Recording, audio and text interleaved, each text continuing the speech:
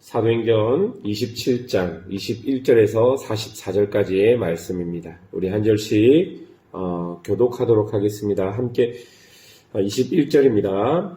여러 사람이 오래 먹지 못하였음에 바울이 가운데 서서 말하되 여러분이여 내 말을 듣고 글에 대해서 떠나지 아니하여 이 타격과 손상을 면하였더라면 좋을 뻔하였느니라. 내가 너희를 권하노니 이제는 안심하라. 너희 중 아무도 생명에는 아무런 손상이 없겠고 오직 배뿐이리라.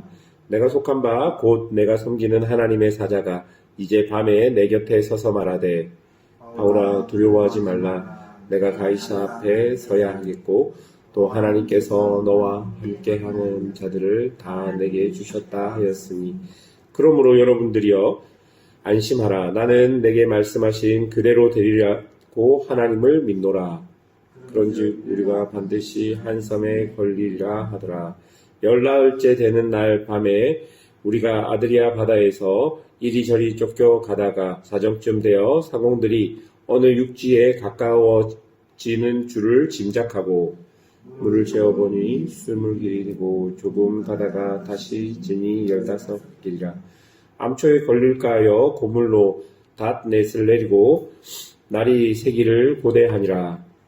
사공들이 도망하고자 하며 이물을 내리고 채하고 거룻배를 바다에 내려놓고는 바울이 백부장과 군인들에게 이르되 이 사람들이 배에 있지 아니하면 너희가 구원을 얻지 못하리라 하니 이에 군인들이 거룻줄을 끊어 배를 버리니라.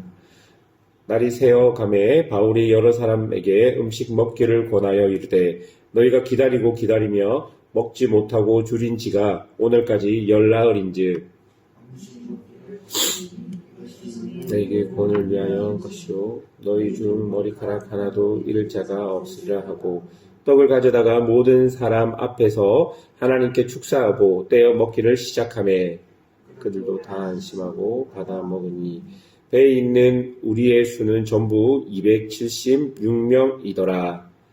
배불러 먹고 위를 바다에 버려 배를 가볍게 하였더니 날이 새매에 어느 땅인지 알지 못하나 경사진 해안으로 된 항만이 눈에 띄거늘 배를 거기다 들여다 댈 수 있는가 의논한 후 버리고 동시에 길을 풀어 늦추고 돛을 달고 바람에 맞춰 해안으로 향하다가 두 물이 합하여 흐르는 곳을 만나 배를 걸매 이물은 부딪혀 움직일 수 없이 붙고 고물은 큰 물결이 깨어져 가니 도망갈까 하여 그들을 죽이는 것이 좋다 하였으나 백부장이 바울을 구원하려 하여 그들의 뜻을 막고 헤엄칠 줄 아는 사람들을 명하여 물에 뛰어내려 먼저 육지에 나가게 하고 그 다음은 사람들은 널조각 혹은 배 물건을 의지하여 나가게 하니 마침내 사람들이 다 상륙하여 구조되니라. 아멘. 유라굴로라는 태풍으로 인하여 배 안에서 있는 모든 사람들의 소망이 끊어졌습니다. 방향을 알 수 없는 바람이 자신들이 타고 있는 배를 알 수 없는 곳으로 몰았고 지금 그 배는 방향을 잃고 어디론가 정처 없이 떠내려가고 있었던 중입니다. 그렇게 살 소망이 없으니 사람들은 곡기를 끊고 있었던 것이죠.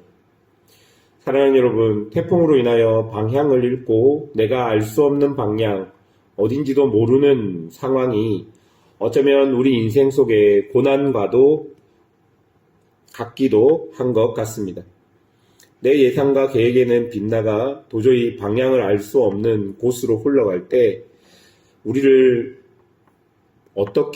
무엇이 우리를 견디며 버티게 하겠습니까? 오늘 본문 23절과 24절에 보니 이렇게 기록합니다. 내게 속한 바 곧 내가 섬기는 하나님의 사자가 어제 밤에 내 곁에 서서 말하되 바울아 두려워하지 말라. 내가 가이사 앞에 서야 하겠고 또 하나님께서 너와 함께 항해하는 자를 다 내게 주셨다 하였으니 바울은 그 상황 속에서 말씀을 가진 사람으로 그 모든 순간을 견디고 버틸 수 있었다는 것을 우리가 23절과 24절을 통해 알 수 있었습니다.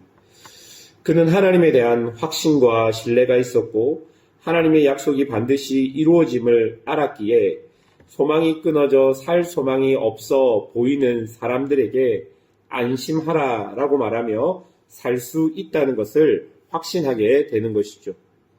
여러분, 여기서 우리가 볼 수 있어야 되는 것은 말씀을 가진 사람과 말씀을 가지지 않는 사람들의 차이를 볼 수 있어야 합니다.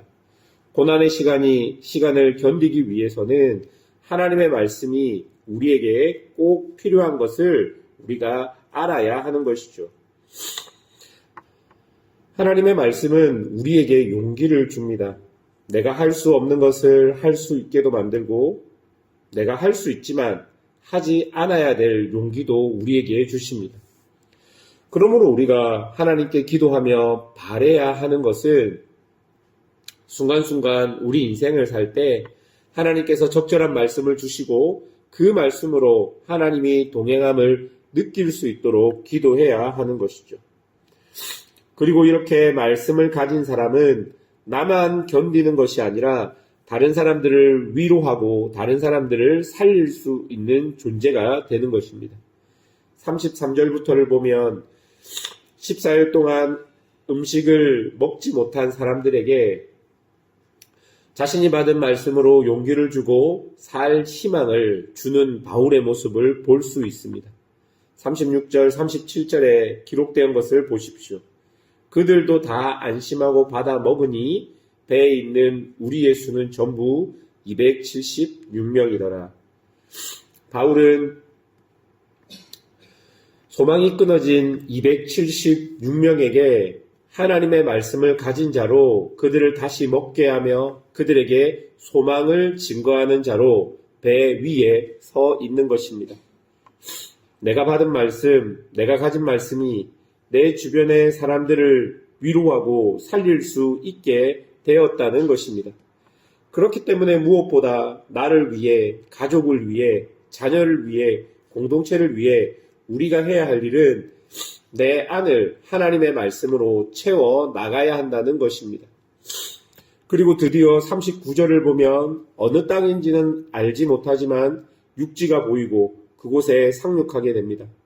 바울이 사람들에게 한 말들이 이루어지게 되는 것이죠. 이것을 통해 바울 또한 하나님의 말씀이 이루어짐을 또다시 자신의 삶을 통해 경험하게 되는 것입니다. 이처럼 하나님께서 주신 말씀은 그 말씀이 이루어지는 순간과 현장을 통해 하나님이 우리와 함께 하심을 알려주는 가장 강력한 증거가 되는 것을 보게 됩니다.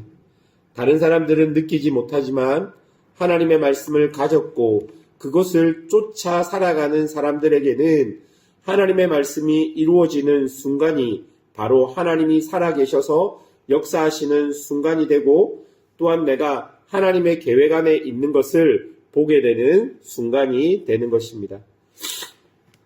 사랑하는 여러분, 다른 사람에게는 우연과 행운이라고 말할 수 있는 것이 영적인 세계를 알고 있는 우리에게는 하나님의 계획과 하나님의 섭리가 되는 것을 반드시 그리고 분명히 우리는 알아야 하는 것이죠. 하나님은 지금도 이렇게 우리를 인도하고 계십니다. 그 인도하심을 확인하기 위해 우리는 하나님의 말씀을 붙잡고 그 말씀을 살아내고 그 말씀대로 기도하면 되는 것입니다. 그럼 하나님께서 그 말씀이 내 삶에서 이루어짐을 통해서 하나님이 지금도 살아계신 것과 그리고 나를 지금도 인도하고 계신 것과 또 내가 하나님의 계획 안에 있음을 보게 하실 것이고 알게 하실 것입니다. 그러므로 사랑하는 여러분, 여러분들 안에 하나님의 말씀을 채우십시오. 하나님께서 주시는 약속의 말씀을 채우셔서 그 말씀을 붙들고 살아가십시오. 고난을 이길 힘은 우리에게 있는 것이 아니라 하나님의 말씀 안에 있음을 믿으십시오. 그리고 그 말씀으로 여러분과 여러분의 가족, 여러분 주변에 있는 사람들을 위로하십시오. 그들에게 살 소망을 증거하십시오. 그래서 함께 살고 같이 살고 또 하나님의 말씀이 이루어짐을 보므로 그도 하나님을 고백하는 그런 은혜들이 우리의 삶 속에서 우리의 인생 속에 있기를 주님의 이름으로 축원합니다.